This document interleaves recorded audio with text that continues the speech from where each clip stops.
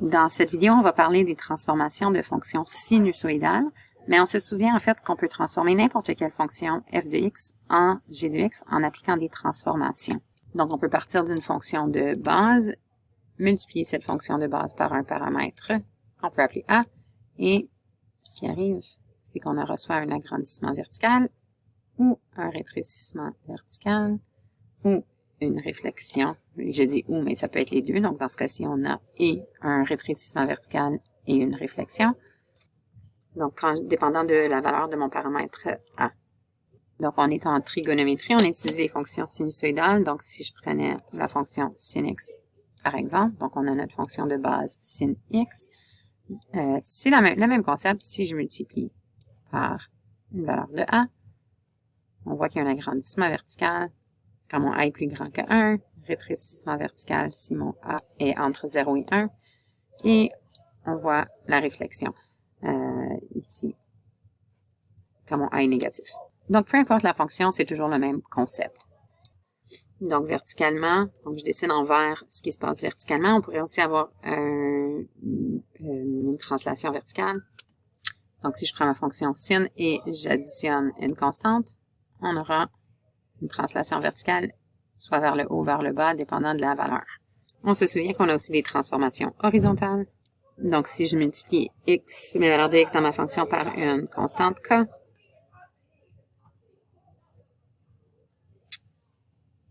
donc on va fixer nos autres paramètres juste à 0 ici pour ma translation verticale et à 1 pour mon agrandissement vertical. Donc, on retourne à notre fonction de base ici. Et si je varie le coefficient k, on va voir que si k est plus grand que 1, on a donc ma fonction originale qui était la bleue. Donc, elle se fait écraser. Donc, on a horizontalement. Donc, on a un rétrécissement horizontal quand le k est plus grand que 1. Donc, je dirais, par exemple, ici, on a un rétrécissement horizontal de facteur 1/5. Toutes mes valeurs de x sont divisées par 5. Ou je pourrais avoir un agrandissement. Donc ici, il y aura un agrandissement horizontal, dépendant de la valeur de k. Si k est négatif, on aurait aussi une réflexion par rapport à l'axe des y.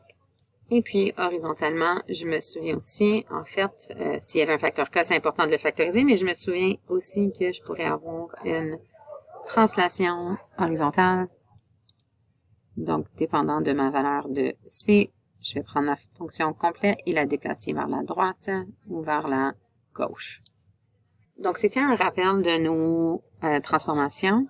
Et en fait, pour notre fonction de base f de x égale sin x, en fait, on constate qu'on peut en choisir une. Les deux s'appellent des fonctions sinusoïdales parce qu'en fait, je pourrais tout simplement faire une translation. Donc, si je regarde mon graphique mauve, c'est cos. Si je fais une translation de un quart de cadran vers la droite. Donc, un quart de cadran serait 90 degrés, ou si on veut pi sur 2. Une translation de pi sur 2 vers la droite, c'est de mon graphique cos, ça va me donner le graphique de sin. Donc, il ne sert à rien de traiter ces deux fonctions comme des fonctions séparées. On appelle ça des fonctions sinusoïdales. Une peut me donner l'autre, dépendamment de comment je la déplace horizontalement. Donc, on va juste regarder sin x, mais c'est le même concept pour cos x aussi.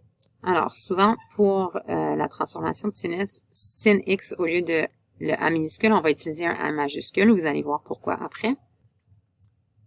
Alors, on va aller regarder de plus près chacun de ces paramètres dans cette vidéo, spécifiquement pour notre fonction sinusoïdale. Alors, on va inspecter différents exemples en faisant des graphiques et on va toujours revenir à notre équation de transformation de base. Donc, si je regarde y égale à sin x moins 3, donc y est égal à sin x moins 3, comment on ferait ce graphique-là? Donc, la première chose, quand on trace un graphique, on va toujours diviser en 4 parties.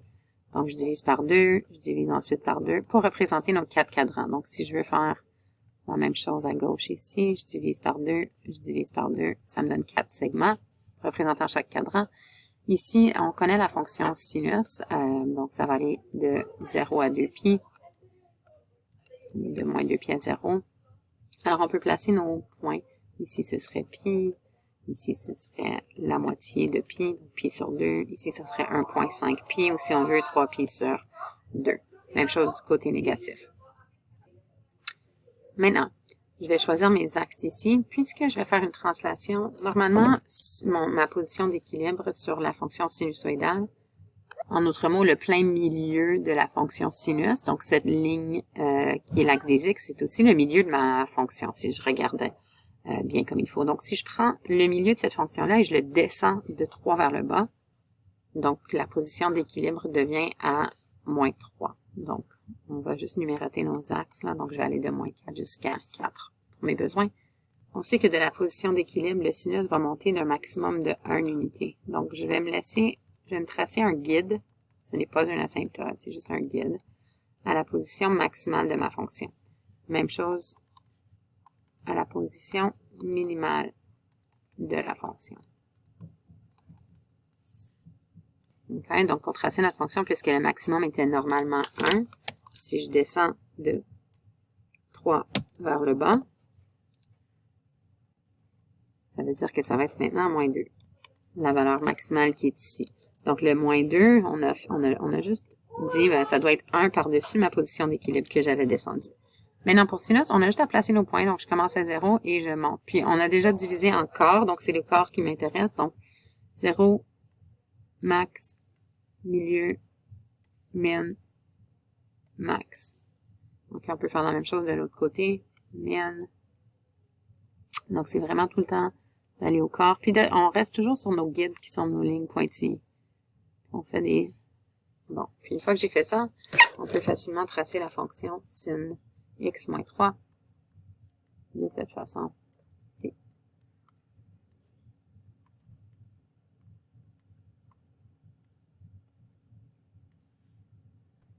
Alors, on a tracé la fonction y égale sin x moins 3 et on a constaté ici qu'on avait la translation verticale de moins 3, de 3 vers le bas. Alors maintenant, voir un deuxième exemple. Donc, traçons le graphique de 0,5 sin x. Donc, on divise en 4 parties.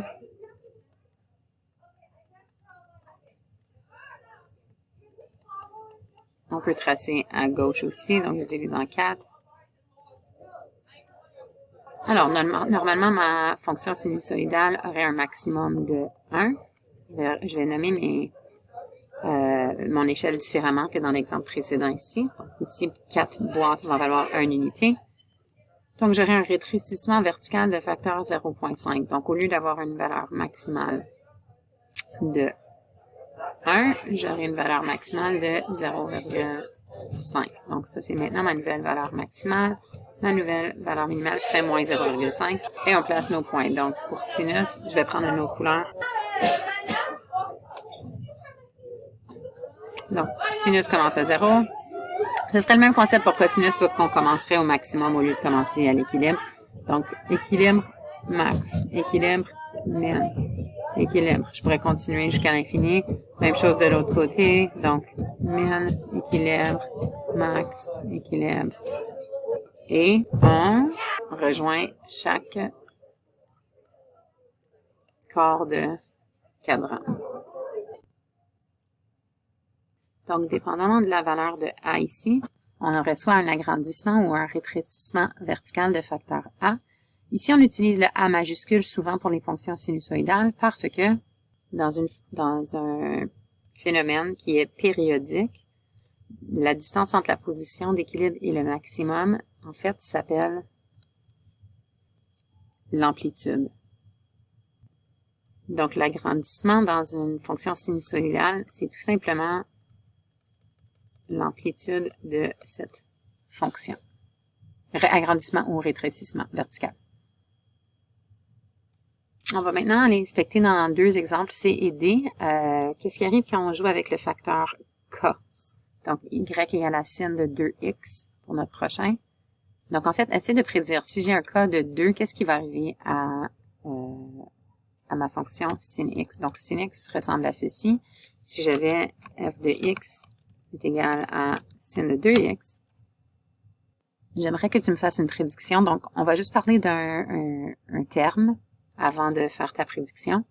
Et c'est le mot période. Donc, le mot période, c'est le temps que ça prend pour faire un cycle complet. Okay? Donc, un cycle complet, premier cadran, deuxième cadran, troisième cadran, quatrième cadran. Donc, si on dit que l'axe des X représentait le temps, là, dans ce cas-ci, le temps que ça prend pour faire un cycle complet, on va appeler ça T majuscule. Et c'est ce qu'on appelle la période. Donc, la période d'une fonction sinusoïdale de base est 2π, un cercle complet. Quelle serait la période de cette fonction? Appuie sur pause et réfléchis. Allons voir maintenant. Alors, la période serait un cycle complet, premier cadran, second cadran, troisième cadran et quatrième cadran. Donc, si je regarde la période de ma fonction rouge, elle est devenue une période de π. Donc, ce qui est arrivé, c'est que la période originale de ma fonction sinus a été diminuée, ou si on veut, rétrécie horizontalement par un facteur de 1/2. Donc, avant d'aller tracer nos prochains graphiques, juste une dernière question de réflexion ici. Si je vais ajouter un facteur K ici pour que la période de la fonction soit 1. Donc, j'aimerais une période de 1. Je devrais multiplier par combien? K devrait être égal à quoi? Appuie sur pause et réfléchis. Allons voir la réponse. Donc, ici, j'ai ma fonction originale en bleu. Si K est égal à 2π, on peut voir en fait que j'aurai une période de 1 parce que j'ai fait un rétrécissement de facteur 2π. 1 sur 2π, c'est-à-dire. Si je veux maintenant, par exemple, une période de 3, qu'est-ce que je ferais? Appuie sur pause et réfléchis. Donc, en regardant cette fonction-ci, j'ai rétréci à une période de 1. Si je veux une période de 3, il faudrait que je fasse un agrandissement horizontal de facteur 3. Alors, je fais un rétrécissement horizontal de facteur 2π et ensuite, je fais un agrandissement, c'est-à-dire un rétrécissement horizontal de facteur 1 sur 2π et un agrandissement horizontal de facteur 3 pour avoir une période de 3 dans ce cas-ci. Donc, pour une période de 3, K serait de 2π sur 3. Pour une période de 4, K serait de 2π sur 4. Donc, je rétrécis horizontalement d'un facteur 2π et j'agrandis horizontalement pour la période que je veux. Donc, on va peut-être mettre une étoile ici parce que c'est un concept très important. Donc, le K, qui est le facteur d'agrandissement ou de rétrécissement horizontal, ce sera toujours en fait égal à 2π sur la période.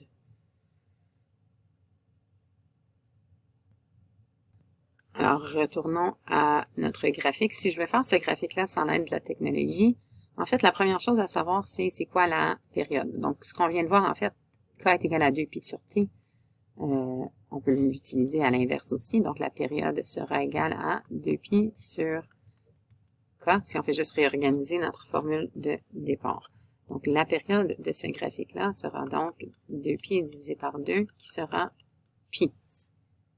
C'est logique puisqu'on a fait un rétrécissement horizontal de facteur 2.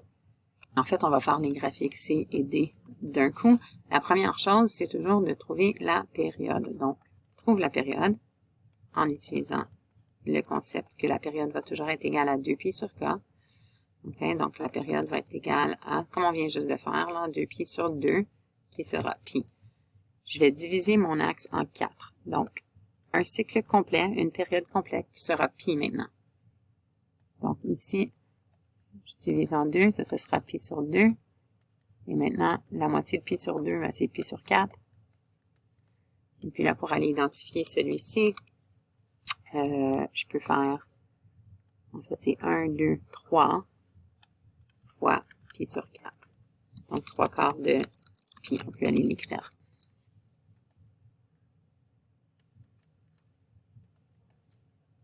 Ok, on va aller faire la même chose de l'autre côté. Je divise en 2. Et ensuite, je divise chaque demi par 2. Alors, la première chose, là, c'est vraiment toujours d'aller déterminer la période en regardant notre facteur K. Et ensuite, la deuxième chose, ça va être d'aller déterminer notre échelle. Maintenant, je n'ai aucun agrandissement, rétrécissement vertical, donc j'ai pas besoin de réfléchir à où est-ce qu'elles se situeront mes valeurs maximales et minimales. Ma valeur maximale, puisque j'ai une amplitude de 1, va être à 1. Ma valeur minimale puisque j'ai une amplitude de 1 va être à moins 1. Et puis, on y va. Sin commence à 0, donc 0. Donc, équilibre, max, équilibre, min, équilibre. On peut aller de l'autre côté. Min, équilibre, max, équilibre. Et on connecte tout simplement nos valeurs. Il me manque une échelle pour l'axe des Y ici, là. J'avais choisi 1 comme étant 4 boîtes, donc je vais l'identifier 1. Je l'avais identifié ici, mais on va l'identifier sur l'axe des Y, 1 moins 1. Voici mon graphique. Donc, pour maximiser l'utilisation de mon graphique, j'ai tout simplement changé l'échelle pour qu'elle corresponde à une période. Donc, on va faire ça à chaque fois qu'on fait nos graphiques. Donc, je vais changer l'échelle. Donc, ça va sembler comme si c'est le même graphique, mais il faut vraiment bien regarder l'échelle.